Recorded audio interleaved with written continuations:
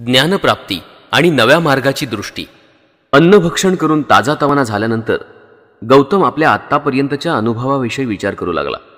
सगळे मार्ग अपयशी झाल्याचे त्याला दिसून आले. ते अपयश इतकं मोठं होतं की कोणीही माणसाला त्यामुळे पूर्णपणे वैफल्य आलं असतं. त्याला अर्थातच वाईट वाटले, पण वैफल्याने मात्र त्याला कधीही स्पर्श केला नाही. एखादा मार्ग सापडेल अशी आशा त्याला नेहमीच वाटे. त्याला इतकी आशा वाटे की सुजाताने पाठवलेल्या अन्नाचे सेवन ज्या दिवशी त्याने केले त्याच दिवशी रात्री त्याला 5 स्वप्न पडली आणि तो जागा झाला तेव्हा आपणाला खात्रीने ज्ञानप्राप्ती होणार असा त्याने त्या स्वप्नांचा अर्थ लावला. त्याने आपले भविष्य जाणून घेण्याचा प्रयत्न केला. सुजाताच्या दासीने आणलेल्या अन्नाचे पात्र नैरंजना नदीत फेकून तो म्हणाला, जर मला ज्ञानप्राप्ती होणार असेल तर हे पात्र प्रवाहाच्या वरच्या दिशेने जाऊ दे, नसेल तर खालच्या दिशेने जाऊ दे. आणि खरोखरच ते पात्र प्रवाहाच्या विरुद्ध दिशेने वाहू लागले आणि शेवटी काळ नावाच्या नागराजाच्या निवासस्थानाजवळ जाऊन ते बुडाले. आशा आणि निश्चय यांच्यामुळे धीर येऊन त्याने उरुवेला सोडली आणि संध्याकाळच्या सुमारास तो गयेच्या मार्गाला लागला. तिथे त्याने एक पिंपळ वृक्ष पाहिला. आपल्याला नवा प्रकाश दिसेल आणि आपला प्रश्न सोडवण्याचा मार्ग शोधून काढण्यास मदत होईल या आशेचे चिंतन करण्यासाठी त्या वृक्षाखाली बसण्याचा त्याने विचार केला. चारही दिशांची परीक्षा केल्यावर त्याने पूर्व दिशेची निवड केली, कारण सगळ्या प्रकारची अपवित्रता घालवण्यासाठी मोठमोठे ऋषी नेहमीच याच दिशेची निवड करतात. गौतम पद्मासन घालून आणि पाठ सरळ ठेवून त्या पिंपळ वृक्षाखाली बसला. ज्ञानप्राप्ती करून घेण्याच्या निश्चयाने तो स्वतःशीच म्हणाला, कातडी, स्नायू आणि हाडे हवी तेवढी सुकून गेली आणि माझ्या शरीरातलं रक्तमांव शुष्क झालं तरी चालेल, पण पूर्ण ज्ञानप्राप्ती झाल्याशिवाय मी हे आसन सोडणार नाही. नंतर गजेंद्राप्रमाणे भव्य असा काळ नावाचा राजा आणि त्याची पत्नी सुवर्णप्रभा हे दोघेही वटवृक्षाखाली बसलेल्या गौतमाचे स्वप्न पडून जागे झाले आणि तो पूर्ण ज्ञानप्राप्ती निश्चित करून घेणार अशा खात्रीने त्यांनी त्याची पुढील प्रमाणे स्तुती केली. हे मुनी, ज्या अर्थी आपल्या चरणांनी दबलेली पृथ्वी पुन्हा पुन्हा निनादत आहे आणि आपले तेज सूर्याप्रमाणे प्रकाशत आहे, त्या अर्थी आपले इच्छिलेले फळ आपणाला मिळणारच. हे कमलनयना, ज्या अर्थी आकाशात पंख फडफडवीत असलेले पक्ष्यांचे थवे आपणाला आदराने वंदन करीत आहेत आणि आकाशात मंद मंद वायुलरी वाहत आहेत, त्या अर्थी आपण आपले इप्सित साध्य होऊन आपण बुद्ध होणार हे निश्चित. चिंतनासाठी तो जेव्हा बसला तेव्हा वाईट विचार आणि वाईट वासना, ज्यांच्या पुरानंतर माराची मुलं असं म्हणत, त्यांनी त्यांच्या मनावर आक्रमण केले. कदाचित माराची ही अवलाद आपल्याला पराभूत करतील आणि आपला हेतू निष्फळ होईल अशी गौतमाला भीती वाटली. दुष्ट वासनांबरोबरच होणाऱ्या या झगड्यात अनेक ऋषी आणि अनेक ब्राह्मण बळी पडले होते हे त्याला माहीत होतं. म्हणून अंगी असलेले सगळे धैर्य एकवटून तो म्हणाला, माझ्यामध्ये श्रद्धा आहे, शौर्य आणि शहाणपणा आहे. तुम्ही दुष्ट वासना माझा पराभव करू शकाल? तुम्ही दुष्ट वासना माझा कसा काय पराभव करू शकाल? नद्यांचे प्रवाह देखील वाऱ्यामुळे कोरडे पडतील, पण माझा निश्चय ढसून देणे हे तुम्हाला कदापि शक्य होणार नाही. जिवंत राहून पराभव पत्करण्यापेक्षा संग्रामात मरणे मला अधिक श्रेयस्कर वाटते. एखादा गोड घास मिळेल या आशेने चरबीच्या गोळ्याप्रमाणे दिसणाऱ्या दगडावर झेप घेणाऱ्या कावळ्याप्रमाणे दुष्ट वासनांनी गौतमाच्या मनावर आक्रमण केले. गोड पदार्थ न आढळल्यामुळे कावळा तिथून निघून जातो. त्याचप्रमाणे खडकापाशी धडक देणाऱ्या कावळ्याप्रमाणे दुष्ट वासनांनीही निराशेने गौतमाला सोडून दिले.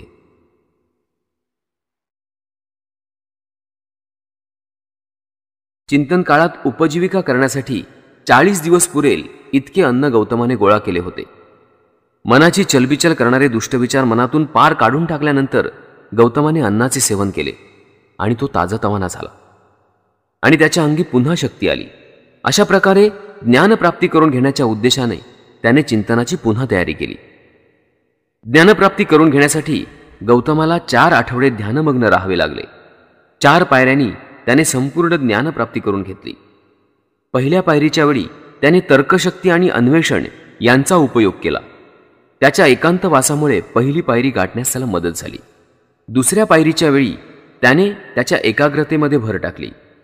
तिसऱ्या पायरीच्या वेळी त्याने मनाचा समतोलपणा आणि सावधानता यांचे सहाय्य घेतले. चौथ्या आणि शेवटच्या पायरीच्या वेळी मनाच्या समतोलपणात शुद्धतेची आणि सावधानतेत समतोलची अवस्था आणली. अशा प्रकारे एकाग्र, पवित्र, निष्कलंक, निर्दोष, नम्र, चतुर, खंबीर आणि वासनाविरहित अशा मनाने आपला उद्देश न विसरता गौतमाने ज्या समस्येने त्याला सतावून सोडले होते तिचे उत्तर शोधून काढण्याच्या प्रयत्नावर आपले सगळे लक्ष केंद्रित केले. चौथ्या आठवड्याच्या शेवटच्या दिवशी त्याला मार्ग प्रकाशित झाला.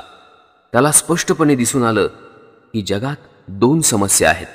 जगामध्ये दुःख आहे, ही पहिली समस्या, आणि दुःख कसे नाहीसे करावे आणि मानवजातीला कसे सुखी करावे, ही दुसरी समस्या. याप्रमाणे शेवटी 4 आठवडे चिंतन केल्यावर अंधकार नाहीसा होऊन प्रकाशाचा उदय झाला.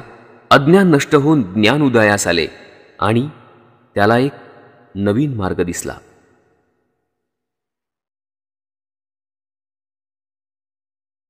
नव्या प्रकाशाच्या प्राप्तीसाठी गौतम जेव्हा चिंतनास बसला तेव्हा सांख्य तत्वज्ञानाची पकड त्याच्या मनावर होती. त्याच्या मते जगातली व्यथा आणि दुःखांचे अस्तित्व ही एक निर्विवाद वस्तुस्थिती होती. तथापि दुःख नाहीसे करावे हे जाणण्यास गौतम उत्सुक होता. सांख्य तत्वज्ञानाने या प्रश्नाचा विचार केला नव्हता आणि म्हणून दुःख नाहीसे कसे करावे या प्रश्नावर आपले चित्त त्याने केंद्रित केले.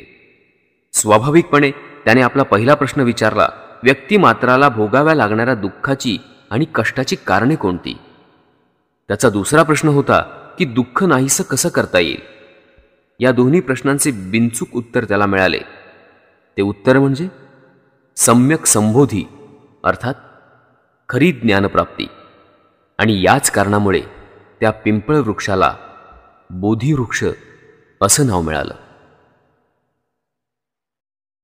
ज्ञानप्राप्तीपूर्वी गौतम केवळ बोधिसत्व होता. ज्ञानप्राप्तीनंतर ते बुद्ध झाले.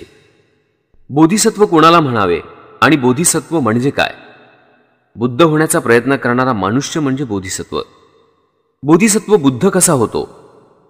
बोधिसत्व हा क्रमाने जीवनाची 10 स्थित्यंतर बोधिसत्व राहिला पाहिजे. बुद्ध होण्यासाठी बोधिसत्वाने काय केले पाहिजे? बोधिसत्व आपल्या जीवनाच्या पहिल्या अवस्थेत मुदिता म्हणजेच आनंद प्राप्त करून घेतो. सोनार ज्याप्रमाणे चांदीतले कीट काढून टाकतो त्याप्रमाणे बोधिसत्व आपल्यातील अशुद्धता पूर्ण काढून टाकल्यावर असा विचार करू लागतो की प्रथम अविचारी असलेला पण पुढे विचारी बनलेला मनुष्य ढगातून बाहेर पडलेल्या चंद्राप्रमाणे जगाला प्रकाशित करतो.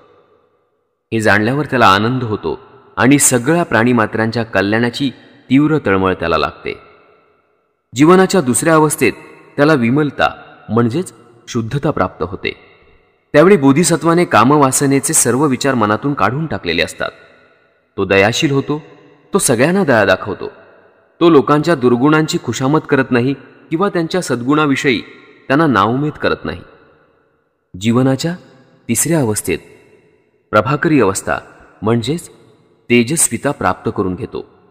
त्यावेळी बोधिसत्वाची बुद्धी आरशाप्रमाणे स्वच्छ झालेली असते.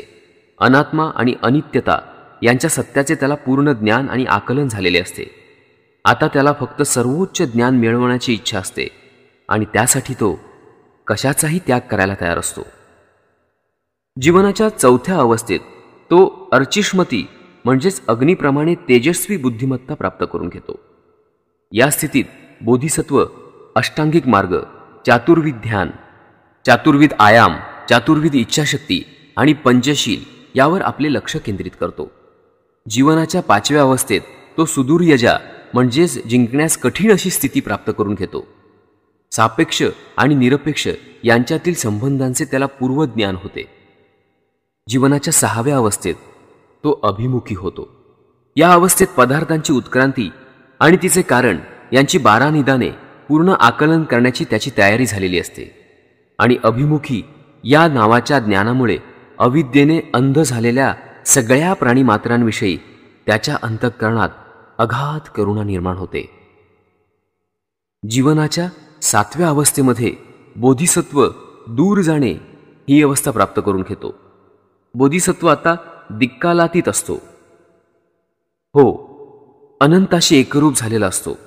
तथापि सगळ्या प्राणीमात्रांविषयी वाटणाऱ्या करुणेमुळे त्याने आपले नामरूपही अद्याप धारण केलेले असते. एका बाबतीत मात्र तो इतरांपेक्षा अगदी निराळा असतो. कमलपात्रावर ज्याप्रमाणे पाणी ठरत नाही त्याप्रमाणे जगातील मोह त्याला चिकटून राहत नाही. तो आपल्या सहचरातील तृष्णा शांत करतो. परोपकार बुद्धी, सहनशीलता, व्यवहार चातुर्य, शक्ती, शांत वृत्ती, बुद्धी आणि सर्वश्रेष्ठ प्रज्ञा यांची तो जोपासना करतो. या अवस्थेत असताना त्याला धर्माचे ज्ञान होते. पण लोकांना समजेल अशा रीतीनेच तो त्याची ओळख करून देतो. आपण व्यवहार चातुर्याने आणि सहनशीलतेने वागले पाहिजे हे त्याला कळतं. लोकांनी त्याला कितीही त्रास दिला तरी शांत वृत्ती ठेवून तो त्रास सहन करतो. कारण केवळ अज्ञानामुळेच लोकांनी त्याच्या हेतूबद्दल गैरसमज करून घेतलेले आहेत हे त्याला कळत असतं. पण त्याचवेळी प्राणीमात्रांचे कल्याण करण्याविषयीचा त्याचा उत्साह यत्किंचितही कमी झालेला नाही किंवा प्रज्ञेकडेही तो पाठ फिरवत नाही. म्हणून दुर्दैव त्याला सन्मार्गावरून कधीही पदच्युत करू शकत नाही. जीवनाच्या 8व्या अवस्थेत तो अचल होतो. या आढळ अवस्थेत बोधिसत्वाला करावे लागणारे सगळे कष्ट संपतात. जे जे चांगले आहे ते तो स्वाभाविकताच अनुसरतो. तो जी जी गोष्ट करेल त्या त्या गोष्टीमध्ये तो यशस्वी होतो. जीवनाच्या 9व्या अवस्थेमध्ये तो साधुमती होतो. ज्याने सर्व धर्म किंवा त्यांची सर्व शास्त्रे आणि सर्व दिशा जिंकल्या आहेत आणि त्याचे संपूर्ण आकलन झालेले असून जो कालातीत होतो अशाची साधुमती ही अवस्था झालेली असते. जीवनाच्या 10व्या अवस्थेत तो धर्ममेध होतो. बोधिसत्वाला बुद्धाची दिव्य दृष्टी प्राप्त होते. बोधिसत्व ही 10 सामर्थ्य प्राप्त करून घेतो कारण बुद्ध होण्यास त्याची आवश्यकता असते. बोधिसत्वाची स्थित्यंतर होत असताना त्याने ही 10 सामर्थ्य मिळवली पाहिजेत. इतकंच नव्हे तर त्याने 10 पारमितांचाही परिपूर्ण अभ्यास केला पाहिजे. एक पारमिता ही जीवनाच्या एका अवस्थेची परिपूर्ती असली पाहिजे. पारमितांचा खास व्यासंग पायरी पायरीने केला पाहिजे. एका जीवनावस्थेत एकच पारमिता असली पाहिजे. एकीचा थोडा अंश आणि दुसरीचा थोडा अंश असे मिश्रण त्यात असता कामा नये. अशा प्रकारे बोधिसत्वाची दुहेरी पायरी झाल्यानंतर तो बुद्ध होतो. बुद्ध हा बोधिसत्वाच्या जीवनातील कळस होय. बोधिसत्वाच्या या जीवनावस्थांचा आणि जातकांचा हा सिद्धांत देवांच्या अवतारवादाच्या ब्राह्मणोक्त सिद्धांतासारखा वाटतो. जातक सिद्धांत हा बुद्धाच्या अत्युच्च शुद्धावस्थेच्या जीवनाचे सार यावर आधारलेला आहे. अवतारवादात देवाच्या जीवनाची घडण पवित्र असावी अशी अपेक्षा नाही. अवतारवादी ब्राह्मणोक्त कल्पनांचा अर्थ इतकाच की देव निरनिराळे अवतार घेऊन आपल्या भक्तांचं रक्षण करतो. मग त्याचे वर्तन अतिशय अशुद्ध किंवा अनैतिक असले तरी चालते. बुद्ध होण्यासाठी बोधिसत्व आवश्यक अशा 10 जीवनावस्थांमधून गेला पाहिजे. या सिद्धांताला दुसऱ्या कोणत्याही धर्मावर तोड नाही.